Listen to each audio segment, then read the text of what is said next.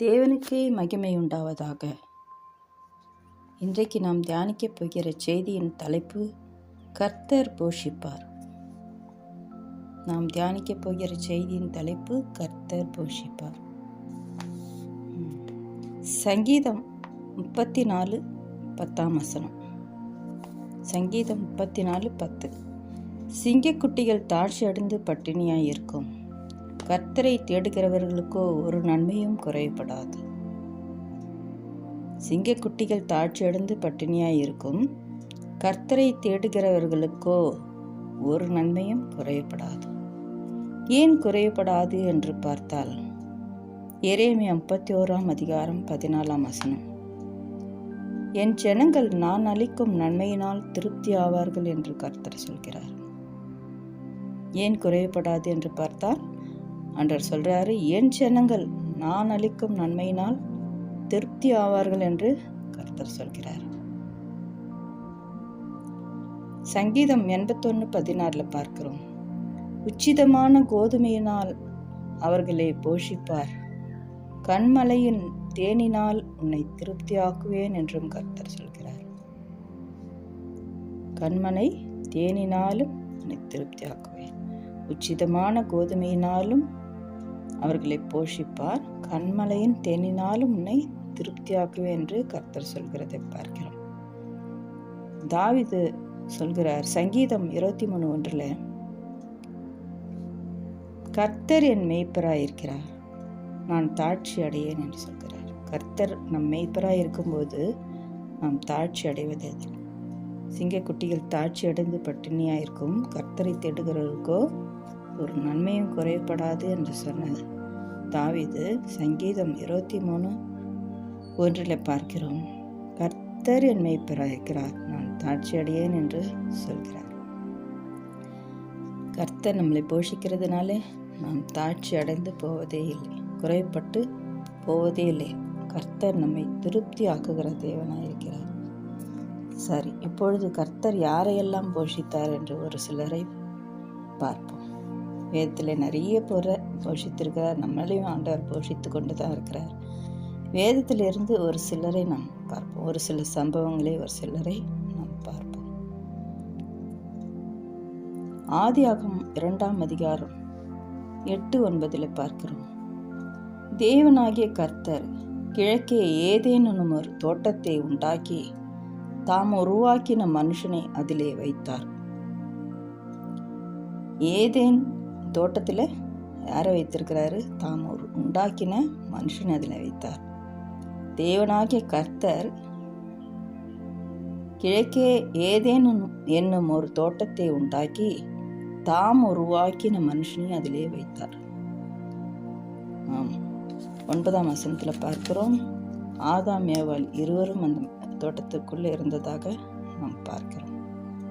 அந்த மனுஷர்களுக்கு பார்வைக்கு அழகும் புசிப்புக்கு நலமுமான சகலவித விருட்சங்களையும் தோட்டத்தின் நடுவிலே ஜீவ விருட்சத்தையும் உண்டாக்கி கொடுக்கிறார். 2 பேர் தான் ஆதாம் ஏவாள். அவங்களுக்காக எவ்வளவோ மரங்களையும் கனிகளையும் உண்டாக்கி தோட்டத்தின் நடுவில் ஜீவ விருட்சத்தையும் உண்டாக்கி கொடுத்திருக்கிறார். நம் பரலோகத்துக்கு போனால் ஜீவ விருட்சத்தை புசிப்போன்னு சொல்லி படிக்கிறோம் வெளிப்படுத்தல. இங்கே பார்த்தா அப்போவே ஆண்டவர் அவங்களுக்கு ஜீவ விருட்சத்தை உண்டாக்கி கொடுத்துருக்கிறார். எவ்வளோ ஒரு நல்ல ஆண்டவர் பாருங்க. ஒரு மனுஷர்களுக்கு 2 பேர், அவங்களுக்காக எவ்வளோ ஆசீர்வாதம். ஆதாம் ஏவாளும் நல்ல பழங்களை சாப்பிட்டு நல்ல நீரூற்றுகள், ஆறுகள் தண்ணீரை குடித்து எவ்வளோ சந்தோஷமாக இருந்திருப்பார்கள் பாருங்கள், திருப்தியாக இருந்திருப்பார்கள் அவர்கள். அப்படியாய் நம் தேவன் போஷிக்கிறவராய் இருக்கிறார் என்று பார்க்கிறோம். சரி, இன்னும் ஒரு சிலர் சம்பவங்களையும் சிலரையும் நாம் பார்ப்போம். யாத்ராகம் 16:4. அப்பொழுது கர்த்தர் மோசேயை நோக்கி, நான் உங்களுக்கு வானத்திலிருந்து அப்பம் வர்ஷிக்க பண்ணுவேன், ஜனங்கள் போய் ஒவ்வொரு நாளுக்கு வேண்டியதை ஒவ்வொரு நாளிலும் சேர்த்து கொள்ள வேண்டும் என்றார். ஆண்டவர் வானத்து மன்னாவையும் கொடுத்து சாயங்காலத்திலே காடைகளை வந்து விழும்படி பாளையத்தை மூடிக்கொண்டது என்று பார்க்கிறோம். வானத்து மன்னாவை கொடுத்து காடைகளை கொடுத்து அந்த ஜனங்களை, இஸ்ரவேல் ஜனங்களை வனாந்தரத்திலே போஷித்திருக்கிறார். அது மட்டுமா, அவர்கள் ஏலிமுக்கு வந்தாங்க பாருங்க. அந்த நேரத்தில் என்ன பண்ணியிருக்காரு ஆண்டவர், 12 நீரூற்றுகள் 70 பெருச மரங்களும் இருந்தது. ஏலிமுக்கு வரும்பொழுது அவங்களுக்கு என்ன கொடுத்துருக்கிறார் ஆண்டவர், 12 நீரூற்றுகளை முன்கூட்டியே அந்த நீரூற்றுகளை உண்டாக்கி அந்த இடத்துல வச்சு 70 பெருச மரங்களையும் வளர செய்து கனிகள் அதில் வரும்படியாய் செய்திருக்கிறார். எவ்வளோ நல்ல ஆண்டவர் என்று பாருங்க. அத்தனை பேர்களுக்கும் ஆகாரம் கொடுத்துருக்கிறார். அதுவும் பழங்களை கொடுத்துருக்கிறாரு. வானத்து மன்னாவனால் போஷித்திருக்கிறாரு. காடைகளை கொடுத்துருக்கிறாரு. நீரூற்றுகள், நல்ல சுத்தமான தண்ணி, ஆரோக்கியமான தண்ணி, உணவுகள் எல்லாவற்றையும் ஆண்டவர் என்ன பண்ணியிருக்காரு, கொடுத்துருக்கிறாரு. மன்னா அது தேவதூதர்கள் உண்ணும் உணவு என்று பார்க்கிறோம். அதையே தம்முடைய ஜனத்துக்கு கொடுத்திருக்கிறார் நம்ம ஆண்டவர். அவர் எப்படி போஷிக்கிறார் பாருங்க. ஆண்டவருடைய அன்பு பெரியது. ஆகியால் ஆண்டவரிடத்துல மிகவும் நம்ம மகிழ்ச்சியாக இருக்கோம். யாத்திராகம் 12ஆம் அதிகாரம் 32ஆம் வசனத்தில் கூட பார்க்கிறோம். இஸ்ரவேல் புருஷர்கள் மட்டும் 6 லட்சம் பேர் என்று பார்க்கிறோம். அவர்கள் மனைவிகள் மற்றும் பிள்ளைகள் எல்லாம் சேர்ந்து பார்த்தோம்னாக்கா கிட்டத்தட்ட 20 to 25 லட்சம் பேர் இருந்திருப்பாங்க. அவ்வளோ பேரையும் போஷித்திருக்கிறார் நம்ம ஆண்டவர். நம்ம 5 பேருக்கு 6 பேருக்கு சமைக்கணும்னாலே முடியல. ஆனால் ஆண்டவர் எப்படி ஆயத்தப்படுத்தினார், எப்படி கொடுத்தாரு. ஒருத்தரையும் பசியாக வைக்காம அவங்க கேட்டதெல்லாம் கொடுத்து எவ்வளோ அழகாக போஷித்திருக்கிறார் பாருங்க ஆண்டவர். நம் தேவன் பெரியவர், நல்லவர். சரி, இன்னும் சிலரை குறித்து பார்ப்போம். 1 ராஜாக்கள் 1ஆம் அதிகாரம் 2ஆம் வசனம் படிப்போம். பின்பு கர்த்தருடைய வார்த்தை அவனுக்கு, அதாவது எலியாவுக்கு உண்டாயிற்று. அவர், கர்த்தர், நீ இவ்விடத்தை விட்டு கீழ் திசையை நோக்கி போய் யோர்தானுக்கு நேராயிருக்கிற கேரித் ஆற்றண்டையிலே ஒளிந்து கொண்டீர். அந்த ஆற்றின் தண்ணீரை குடிப்பாய். அங்கே உன்னை போஷிக்க காகங்களுக்கு கட்டளையிடுவேன் என்றார். 5ஆம் வசனத்தில் பார்த்தோம்னா, அவன் போய் கர்த்தருடைய வார்த்தையின்படியே யோர்தானுக்கு நேராய் இருக்கிற கேரித் ஆற்றண்டையிலே தங்கியிருந்தான். காகங்கள் அவனுக்கு விடியற்காலத்தில் அப்பமும் இறைச்சியும், சாயங்காலத்தில் அப்பமும் இறைச்சியும் கொண்டு வந்தது. தாகத்துக்கு அந்த ஆற்றின் தண்ணீரை குடித்தான் என்று பார்க்கிறோம். எலியா ஒரு தீர்க்கதரிசி. அவர் இந்த நாட்டிலே மழை இல்லாததுனால, அவர் இருந்த நாட்டில் மழை இல்லாததுனால உணவு பஞ்சம். ஆகையால் எலியாவை கேரித் ஆற்றண்டையில் போய் இரு அப்படின்னு சொல்லி ஆண்டவர் சொல்கிறார். அங்கே போய் இருக்கும்போது ஆண்டவர் என்ன பண்ணுறாரு, காகங்களுக்கு கட்டளையிடுறார். காகங்களுக்கு கட்டளையிட்டு காலையிலும் மாலையிலும் அப்பமும் இறைச்சியும் கொண்டு வந்திருக்கிறது. எலியாவை பசியில் விடலை. அவர் சொன்னார், போ கேரித் ஆற்றண்டையில் போய் தங்கிடு, அங்கே இருக்கிற தண்ணியை குடி, நான் உன்னை காகங்களை கொண்டு போஷிப்பேன்னு சொன்னார். அது போலவே என்ன பண்ணியிருக்காரு, காகங்களுக்கு கட்டளையிட்டிருக்கிறார். என்ன ஆச்சரியம் பாருங்க. காலையிலும் மாலையிலும் சரியாக நேரத்துக்கு காகங்கள் கொண்டு வந்திருக்கு. எத்தனை காகங்கள்னு தெரியல, நிறைய காகங்களாக இருந்திருக்கும். காலை மாலையும் 2 வேளையும் அப்பமும் இறைச்சியும் கொண்டு வந்து கொடுத்துருக்கு பாருங்க. கர்த்தர் சொல்லாக அவர் கட்டளையிட நிற்கும். அந்த காகங்களுக்கு கட்டளை இட்டிருக்கிறாரு, அதே போல அது செஞ்சிருக்கிறது என்று பார்க்கிறோம். எலியாவை பசியாய் விடாமல் போஷித்திருக்கிறார் நம் ஆண்டவர். சரி, 2வது ஒரு சம்பவத்தை பார்ப்போம். 1 ராஜாக்கள் 17ஆம் அதிகாரம் 8 முதல் 16 வரைக்கும் படிப்போம். அப்பொழுது கர்த்தருடைய வார்த்தை அவனுக்கு உண்டாயிற்று, அதாவது எலியாவுக்கு உண்டாயிற்று. நீ எழுந்து சீதோனுக்கு அடுத்த சாரிபாத் ஊருக்கு போய் அங்கே தங்கியிரு. உன்னை பராமரிக்கும்படி அங்கே இருக்கிற ஒரு விதவைக்கு கட்டளையிட்டேன் என்றார். அப்படியே அவன் எழுந்து சாரிபாத்துக்கு போனான். அந்த பட்டணத்தின் ஒலிமுக வாசலுக்கு அவன் வந்தபோது அங்கே ஒரு விதவை விறகு பொறுக்கி கொண்டிருந்தாள். அவன் அவளை பார்த்து கூப்பிட்டு, நான் குடிக்கிறதற்கு கொஞ்சம் தண்ணீர் ஒரு பாத்திரத்தில் கொண்டு வா என்றான். கொண்டு வர அவள் போகிற போது அவன் அவளை நோக்கி கூப்பிட்டு, கொஞ்சம் அப்பமும் உன் கையிலே எனக்கு கொண்டு வா என்றான். அதற்கு அவள், பானையில் ஒரு பிடி மாவு கலயத்தில் கொஞ்சம் எண்ணெயுமே அல்லாமல் என்னிடத்தில் ஒரு அடையும் இல்லை என்று உம்முடைய தேவனாகிய கர்த்தருடைய ஜீவனை கொண்டு சொல்லுகிறேன். இதோ நானும் என் குமாரனும் சாப்பிட்டு செத்து போக அதை எனக்கும் அவனுக்கும் ஆயத்தம் பண்ணுகிறதற்கு 2 விறகு பொறுக்குகிறேன் என்றார். அப்பொழுது எலியா அவளை பார்த்து, பயப்படாதே, நீ போய் உன் வார்த்தையின்படி ஆயத்தப்படுத்து. ஆனாலும் முதலில் அதிலே எனக்கு ஒரு சிறிய அடையை பண்ணி என்னிடத்தில் கொண்டு வா. பின்பு உனக்கும் உன் குமாரனுக்கும் பண்ணலாம். கர்த்தர் தேசத்தின் மேல் மழையை கட்டளையிடும் நாள் மட்டும் பானையில் மா செலவழிந்து போவதும் இல்லை, கலசத்தில் எண்ணெய் குறைந்து போவதும் இல்லை என்று இஸ்ரவேலின் தேவனாகிய கர்த்தர் சொல்லுகிறார் என்றான். அவள் போய் எலியாவின் சொற்படி செய்தாள். அவளும் இவனும் அவன் வீட்டாரும் அநேக நாள் சாப்பிட்டார்கள்.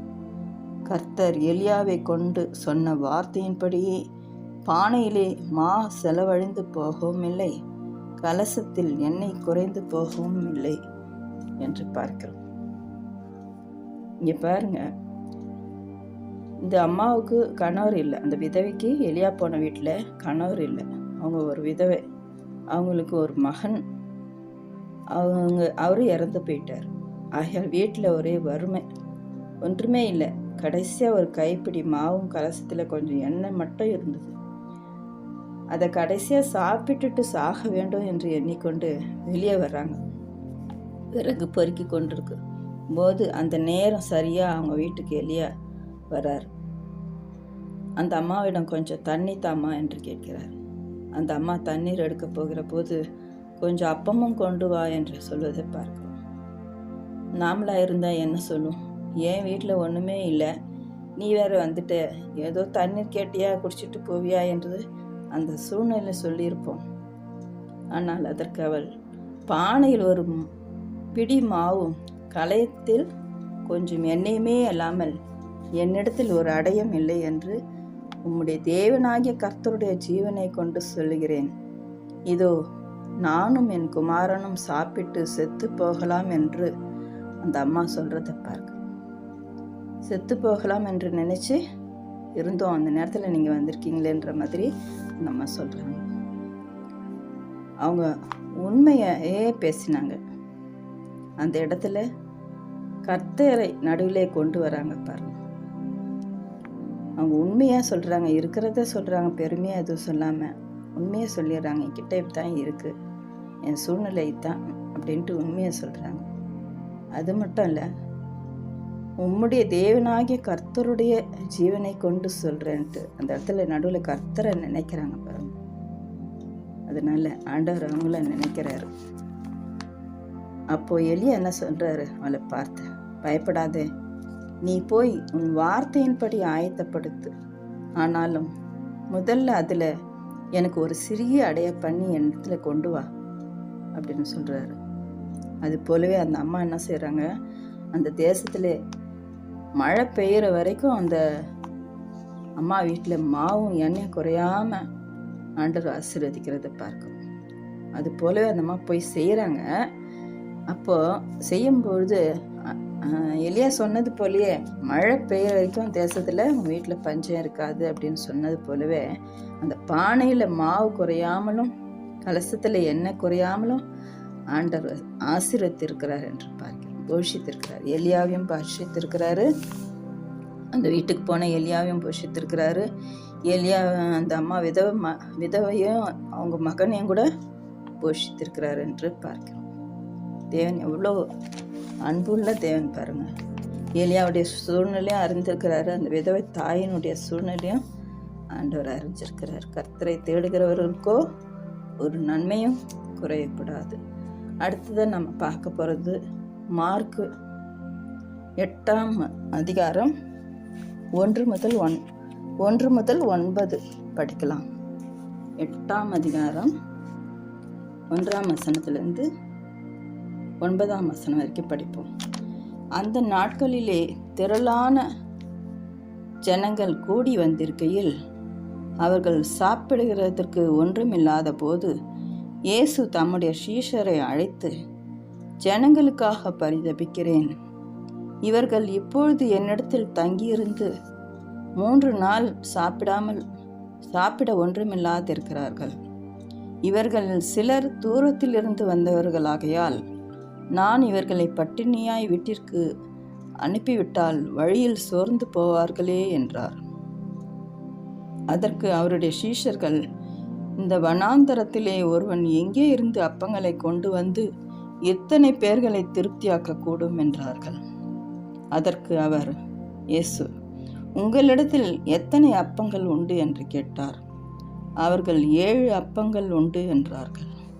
அப்பொழுது அவர் ஜனங்களை தரையிலே பந்தியிருக்க கட்டளையிட்டு அந்த 7 அப்பங்களை எடுத்து ஸ்தோத்திரம் பண்ணி பிட்டு அவர்களுக்கு பரிமாறும்படி சீஷர்களிடத்தில் கொடுத்தார். அவர்கள் ஜனங்களுக்கு பரிமாறினார்கள். சில சிறு மீன்களும் அவர்களிடத்தில் இருந்தது. அவர் அவைகளையும் ஆசீர்வதித்து அவர்களுக்கு பரிமாறும்படி சொன்னார். அவர்கள் சாப்பிட்டு திருப்தி அடைந்தார்கள். மீதியான துணிக்கைகளை 7 கூடை நிறைய எடுத்தார்கள். சாப்பிட்டவர்கள் ஏறக்குறைய 4000 பேராயிருந்தார்கள். பின்பு அவர் அவர்களை அனுப்பிவிட்டார். சாப்பிட்டவர்கள் ஏறக்குறைய 4000 பேராய் இருந்தார்கள். இந்த சம்பவத்தை பார்த்தோம்னா ஆண்டவர் ஏறக்குறைய 4000 பேருக்கு ஆகாரம் கொடுத்துருக்கிறார். ஒன்றுமே இல்லாத இடத்துல 4000 பேருக்கு ஆண்டவர் ஆகாரம் கொடுத்துருக்கிறத பார்க்க என்ன ஆச்சரியம் பாருங்க. 7 அப்பமும் சில சிறு மீன்களும் கொண்டு 4000 பேருக்கு மேலே உணவு தந்து போஷித்திருக்கிறார் நம்ம ஆண்டவராகிய இயேசு கிறிஸ்து. என்ன அன்பு பாருங்க. தம் ஜனங்களுக்காக பரிதபிக்கிற ஆண்டவர். பட்னியை அனுப்பிவிட மனதில்லை அப்படின்னு சொல்லி ஆண்டவர் அவங்கள போஷிக்கிறத நம்ம பார்க்க. ஆண்டவருடைய அன்பு பெரியது, போஷிக்கிற தேவன். சரி, இன்னும் ஒரு சம்பவத்தை கூட நம்ம பார்ப்போம். யோவான் 21ஆம் அதிகாரம் 8லேருந்து 13 வரைக்கும் படிப்போம். யோவான் 21ஆம் அதிகாரம் 8லேருந்து 13 வரைக்கும் படிப்போம்.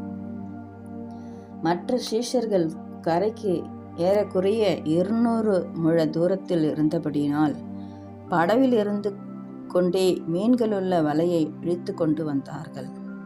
அவர்கள் கரையிலே வந்து இறங்கின போது கரி நெருப்பு போட்டிருக்கிறதையும் அதன் மேல் மீன் வைத்திருக்கிறதையும் அப்பத்தையும் கண்டார்கள். இயேசு அவர்களை நோக்கி, நீங்கள் இப்பொழுது பிடித்த மீன்களில் சிலவற்றை கொண்டு வாருங்கள் என்றார். சீமோன் பேதுரு படவில் ஏறி 153 பெரிய மீன்களை 153 பெரிய மீன்களால் நிறைந்த வலையை கரையில் இழுத்தான். இத்தனை மீன்கள் இருந்தும் வலை கிழியவில்லை. இயேசு அவர்களை நோக்கி, வாருங்கள், போஜனம் பண்ணுங்கள் என்றார். அவரை கர்த்தர் என்று சீஷர்கள் அறிந்தபடியினால் அவர்களில் ஒருவனும் நேர் யார் என்று கேட்க துணியவில்லை. அப்பொழுது இயேசு வந்து அப்பத்தையும் மீனையும் எடுத்து அவர்களுக்கு கொடுத்தார்.